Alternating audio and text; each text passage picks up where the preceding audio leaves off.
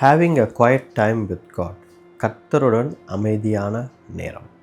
பாருங்கள், வாழ்க்கையில் எப்போவுமே நம்ம பிஸியாக ஓடினே இருக்கோம். எவ்ரிடே ஏதாவது ஒரு வேலை இருந்துனே இருக்குது. நான் கூட பார்த்திங்க அப்படின்னா ஏதாவது ஒரு பிஸியான ஷெட்யூலில் இருந்துனே இருக்கணும். அந்த டைமில் நம்ம பார்த்தோம் அப்படின்னா நம்ம சரியான நேரத்தை கடவுளுக்கு கொடுக்க முடியாமல் இருக்குது. நிறைய பேர் பார்த்திங்கன்னா இதுக்காக தான் என்ன பண்ணுறாங்கன்னா, ஏர்லி மார்னிங்ஸில் ஆண்டவர் கொடுக்க வேண்டிய நேரத்தை கொடுக்குறாங்க.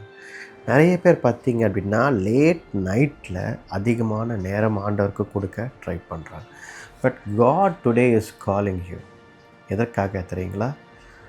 பிகாஸ் யூ ஆர் ரன்னிங், ஓடினே வாழ்க்கையில் ஓடினே இருக்கிறதால ஆண்டவர் இன்றைக்கி உங்களை அழைக்கிறார். எதற்கு அப்படின்னா, குவைட் டைம் அவரோட. யோசித்து பாருங்கள், அமைதியாக இருந்து கடவுளுடைய பாதத்தில் கொஞ்ச நேரம் குவைட் டைம் ஸ்பெண்ட் பண்ணுங்கள். அப்போ கடவுள் நிறைய விஷயங்களை உங்களுக்கு உங்கள் வாழ்க்கையில் வெளிப்படுத்துவார். அதற்கு இதுதான் சரியான டைம், இதுதான் சரியான நேரம்.